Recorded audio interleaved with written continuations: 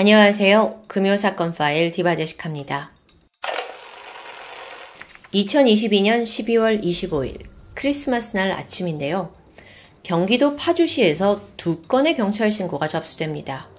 먼저 첫 번째는 아버지가 6일째 집에 들어오지 않는다라는 신고였어요. 택시기사로 일하고 있던 60대의 아버지 A씨였죠. 행방이 묘연해졌는데요. 그나마 문자 메시지나 또 카카오톡은 연락이 됩니다. 사고가 나서 일 처리 중이니까 나중에 연락하겠대요. 근데 또 전화는 받지 않는 거죠? 게다가 이 문자를 보내는 말투가 평소 아버지와 너무 달랐습니다. 다른 사람과 대화하고 있다는 느낌? 두 번째 신고는 더 심각합니다. 남자친구 아파트 옷장 안에 시체가 있어요. 아니, 충격 그 자체인 내용이에요. 이 신고자는 무심코 고양이 사료를 찾기 위해서 남자친구 집 옷장을 열었는데 안에 시체가 있다는 걸 보고 너무 놀라서 신고를 한 정황이었죠. 경찰이 빠르게 출동을 해서 확인해 본 결과 해당 시신은 첫 번째 신고에서 실종자로 분류된 60대 택시기사 A씨라는 게 확인됩니다. 당연히 시신이 발견된 집의 거주자가 유력한 용의자가 되겠죠. 그는 31살의 남성 이기영. 경찰이 즉각 그를 찾아 나서는데 마침 일산에 있는 한 병원에서 응급치료를 받고 있다는 게 입수돼요. 이기영이 술에 취해서 모르는 사람들과 시비가 붙어서 몸싸움을 벌였대요. 그 과정에서 손을 다쳐서 치료를 받고 있었고요. 12월 26일 경찰은 병원에서 이기영을 긴급 체포합니다. 그는 자신이 택시기사 A씨를 살해했다는 사실을 순순히 자백했습니다. 이기영의 주장은 이렇습니다. 6일 전인 12월 20일 밤 10시쯤 자동차를 몰고 운전을 하던 중 A씨 택시와 접촉사고가 났어요. 그때 처음 만난 거죠. 근데 당시 이기영은 음주 상태였거든요. 이전에도 걸린 적이 있고. 그래서 이게 일이 커질까 두려워진 나머지 A씨한테 제가 합의금과 수리비를 많이 드릴게요. 조용히 합의합시다. 라고 제안합니다. 근데 그 과정에서 A씨와 언쟁이 생겼어요. 근데 이 언쟁이 좀 커지니까 사람들 시선을 의식했는지 제안을 합니다. 여기서 저희 집이 좀 가까운데 거기 가서 대화하실게요. 돈도 제가 드리고요. 그렇게 그는 A씨를 집으로 유인하는 데 성공했죠. 하지만 이기영은 집에 도착하자마자 둔기로 A씨의 머리를 내리치고 살해합니다. 이후에 시신을 옷장에 넣어서 약 5일간 방치한 거예요. 그러다가 우연히 여자친구가 발견하면서 모든 게 수면에 떠올랐고요. 체포가 된 이기영은 이 모든 게 우발적이었다라고 주장합니다. 하지만 정말 그럴까요? 경찰 생각도 달랐어요. 일단 이기영 수중에 합의금을 줄 만한 돈이 없거든요. 근데 애초에 왜 집으로 불렀을까? 게다가 음주로 전과도 있습니다. 누범 기간에 또 음주운전하면 실형을 면할 수 없잖아요. 어쩌면 이 상황에서 자신의 범행을 완벽히 덮기 위해 의도적으로 A씨를 유인해서 살인했을 가능성이 있다는 거죠. 이기영은요, 살해를 한 후 증거를 인멸하기 위해 치밀하게 움직였습니다. 피해자 주근이의 택시는 인근 공터에 유기를 했고요. 블랙박스 기록까지 꼼꼼히 다 삭제했고요. 그리고 나서 A씨 가족들한테 A씨인 척 문자를 보낸 거예요. 교통사고가 났는데 처리 중이다. 바쁘니까 연락하지 마라. 악행은 그게 끝이 아니었어요. A씨 카드를 가지고 약 800만 원가량 유흥비로 다 사용했고요. 또 추가로 5천만 원에 달하는 대출을 받았죠. 그러니까 불과 5일 만에 이 거액의 돈을 사용한 거예요. 그리고 이 돈은 대부분 명품을 쇼핑하는 데 썼고요. 근데 이쯤 되니까 경찰이 의심하는 부분이 있었습니다. 살인을 한 후에, 그것도 집으로 불러서 살인을 한 후에 장롱에 유기했다? 그리고 이렇게 치밀하게 처리까지 했어? 이기영의 범행에 거침이 없어 보이는 거예요. 그럼 이게 정말 첫 살인일까요?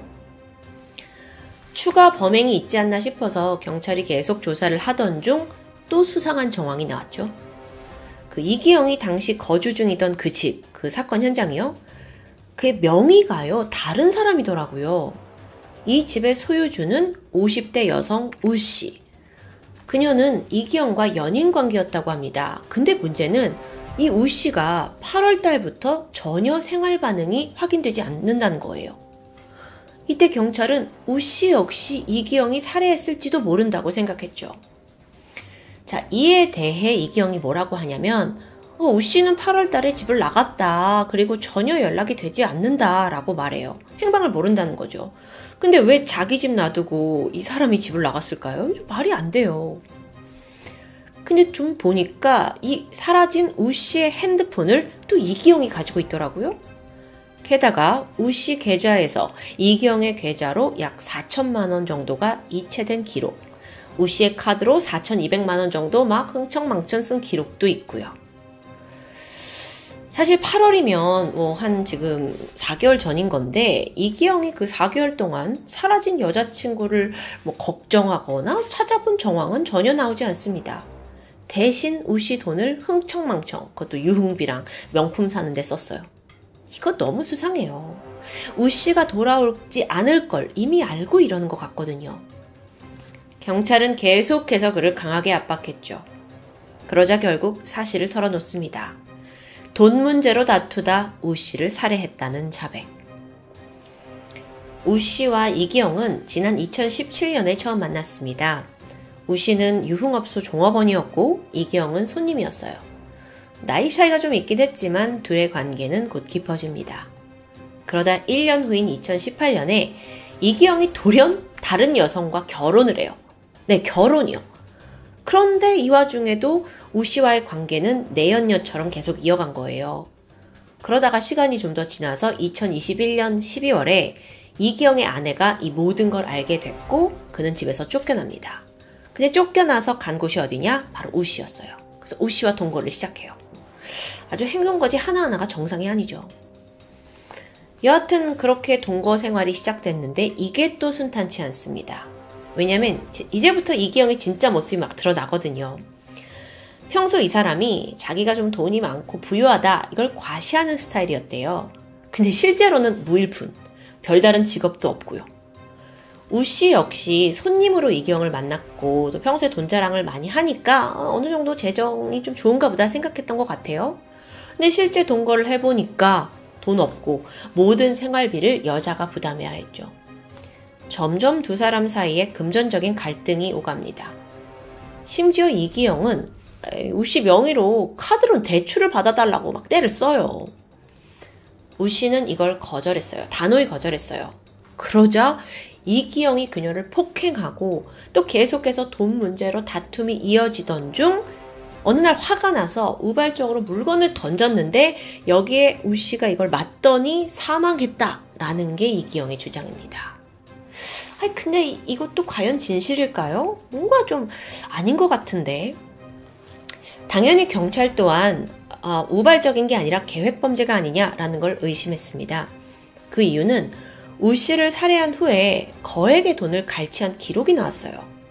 그러니까 어쩌다 보니 내가 실수로 우 씨를 죽여서 돈을 이렇게 빼돌린 게 아니라 애초부터 그녀의 돈을 노리고 살해한 것으로 충분히 가능성이 있죠. 여기엔 또 결정적인 증거가 있습니다. 지난 2022년 8월에 이기영이 먹으면 죽는 농약, 제초제 먹으면 이런 단어를 검색한 기록까지 나오는 거예요. 그래서 경찰이 이런 정황 증거를 가지고 이기영을 압박했죠. 얼마 후 그는 계획 범행을 했다는 걸 시인합니다. 독극물을 원래 구입하려고 했는데 그게 실패로 돌아갔고 대신 둔기로 우 씨를 살해했다는 자백. 자, 그럼 시신은 어디 있나요? 그는 경기도 파주에 있는 공릉천 인근에 우 씨의 시신을 유기했다고 털어놨어요. 그런데 이렇게 살해와 시신 유기를 한 이후에 이기영은 뻔뻔하게도 계속 우 씨 집에서 생활을 해왔던 거예요. 심지어 우 씨 물건을 그대로 둔 채 새로운 여자친구를 집에 데려왔죠. 물론 그 여친과도 다툼이 잦았는데 이유는 똑같습니다. 여자친구 카드로 거액을 사용하고 상대방한테 빌붙는 상황이 반복됐기 때문이죠. 아주 좀 찌질한 스타일이에요. 그러던 2022년 12월 이번엔 그가 택시기사 A씨를 살해합니다. 여러분 이게요. 앞서 우씨를 살해하고 고작 4개월 만의 일이었어요. 첫 살인을 저지른 후에 이게 너무 쉬운 일이라고 여긴 건 아닌가 싶어요. 그렇게 단기간에 이기영이 2건의 살인을 저지르고 반성의 모습은 전혀 보이지 않죠. 너무 죄질도 나쁘고 또 인간성도 쓰레기예요. 그러다 보니 경찰청이 결국 그의 신상을 공개하기로 결정한 거고요. 이기영에 대한 심리검사가 진행됐습니다. 그 결과 자기중심적인 성향이 두드러지는 사이코패스로 판명됐죠. 어쩐지 싶었습니다. 게다가 이런 면모를 잘 보여주는 예시가 있는데 그게 바로 이기영의 은행 거래 내역입니다. 눈에 띄는 게 아버지상이라고 적힌 메모예요. 근데 이게 사실 이기영이 택시기사 A씨를 살해한 후에 그 돈을 본인 계좌로 이체하면서 남겨둔 거죠. 남의 아버지 죽여놓고 이렇게 우롱하는 거예요. 또한 이기영은 이 순간적인 욕구를 충족하기 위해 굉장히 이기적으로 행동하는 경향도 있었습니다. 충동 조절 능력도 부족하고요. 사실 이전부터 여성들에게 굉장히 폭력적인 모습을 많이 보였다고 해요. 앞서 이기영이 체포됐을 때 병원에서 체포됐잖아요. 술 마시고 몸싸움 나서 치료받으려고요. 근데 그때 상황도 특이합니다. 이기영하고 싸움이 붙은 일행은 총 5명이었어요. 길에서 이기영과 우연히 만났는데 그가 자신을 막 건물주의 손자다라고 좀 과시하면서 선뜻 고기를 사주겠다고 했대요. 그렇게 따라갔다가 싸움이 났다는 거죠. 이기영이 막 자기 자신을 막 새로운 인물로 포장하면서 과시를 했고 또 싸움이 붙자 뭐라고 했냐면 야, 너네 사람 죽일 수 있어? 막 이러면서 행패를 부렸습니다. 이미 그때는 이제 2건의 살인을 저지른 상태였는데 어쩌면 그는 자신이 저지른 살인에 대해 약간 훈장처럼 자랑스럽게 여긴 건 아닌가 싶죠. 2013년 1월 이기영은 강도살인 및 살인, 시체 은닉, 절도 혐의로 검찰에 송치됩니다. 그런데 한 가지 문제점이 있었어요. 우선 우 씨에 대한 살인 혐의를 적용하려면 그녀의 시신이 필요하거든요. 경찰이 앞서 우 씨의 시신을 이제 유기했다라는 그 파주 공릉천 인근을 대대적으로 수색했죠. 근데 여기가 지난 8월 폭우가 내리면서 강변이 유실됐어요. 그러니까 도저히 시신을 찾을 수 없는 상황인 거죠. 인근 CCTV 있긴 한데 시간이 많이 지나서 모두 삭제됐고요. 경찰은 혹시나 시신이 떠내려갔을까 싶어서 한강 하구까지 수색 범위를 넓혔지만 성과는 없었습니다. 근데 또 이 와중에 이기영이 진술을 번복해요. 사실은 공릉천에 유기를 한 게 아니라 땅 밑에 묻었대요. 그러면서 저기 어디 거기 묻은 것 같습니다. 그러니까 경찰이 어쩔 수 없이 그 주변을 다 파내고 수색했죠. 허탈하게도 시신은 나오지 않았습니다. 헛일 시킨 것 같아요. 어쨌든 현재 우 씨 살해 혐의에 대한 증거라고는 이기영이 자백한 거 그리고 차량에 있던 약간의 혈흔 요게 전부였어요. 수색은 계속 이어졌지만 끝내 소득은 없었고 이기영은 더 이상 입을 열지 않습니다. 시신은 아무래도 이제 유실된 것으로 판단이 돼서 경찰이 수색을 중단해요. 따라서 현재까지도 우 씨 사건은 시신 없는 살인 사건으로 남아 있습니다. 2023년 4월 검찰은 이기영에게 사형이 마땅하다라고 구형했습니다. 5월에 1심이 열렸는데 재판부는 이기영에게 무기징역을 선고했죠. 하지만 이 판결에 대해 유족은 우리는 사형 외에는 도저히 납득할 수 없다 라면서 크게 반발했어요. 검찰도 항소했고요. 하지만 2심은 원심을 유지했죠. A씨와 우씨 살인에 대한 이기영의 재판은 그렇게 종료됩니다. 하지만요, 경찰은 여전히 그에게 미심쩍은 부분이 많이 있다고 밝혔어요. 이게 정말 소름 돋는데 사실 이기영의 지인들 중에 이상하게 연락이 두절된 사람들이 종종 존재하는 거예요. 또 이기영의 소지품에서 또 다른 전 여자친구 명의의 핸드폰이 발견됐고요. 여기에 대해 범인 이 씨는 자신이 타인 명의의 핸드폰을 이용해서 메신저를 통해 이성을 만났다라고 밝혔어요. 근데 또 메신저를 보니까 종종 이형택이라는 가명을 이용하기도 했고요. 사실 경찰이 애초에 얘가 이게 첫 범행일까? 첫 살인일까? 싶었다가 또 다른 범행을 찾은 거잖아요. 근데 계속해서 이기영한테 이게 정말 다일까? 하는 의심을 쉽사리 거둘 수 없다고 해요. 하지만 본인은 난 추가 범죄는 저지른 적이 없다 라고 주장하고 있고요. 이미 수없이 거짓말을 하고 진술을 번복한 전력이 있어서 경찰은 현재까지도 그의 주변을 주시하고 있다고 합니다. 아직 드러나지 않은 여죄가 있을 수도 있다는 게 너무 소름 끼쳐요. 한편 죽은 A씨의 유족들은 재판 결과에 불복하며 탄원서를 제출했습니다. 이기영이 지금까지 유족들한테 단 한 번도 사과의 말을 한 적이 없대요. 반성문조차 쓰지 않았고요. A씨의 시신은 훼손이 굉장히 심각했는데 그래서 장례 지도사가 유족들 참관을 말릴 정도였다고 합니다. 그만큼 범행이 잔혹했던 거예요. 유족들은 이기영이 절대 갱생할 수 없는 인간이다 라고 단언합니다. 그리고 혹시나 가석방이 되지 않을까 걱정 속에 하루하루를 보내고 있죠. 그들이 바라는 건 하나입니다. 이기영 같은 살인범이 다시는 사회에 나오지 못하도록 하는 것이요. 현 우리나라에서 최고 법정형은 대부분 무기징역이긴 한데요. 나날이 잔혹해지고 또 범죄에 무뎌지는 이 사회 분위기 속에서 과연 그게 최선의 형벌일까 하는 생각이 듭니다. 지금까지 금요사건 파일 디바제시카였습니다.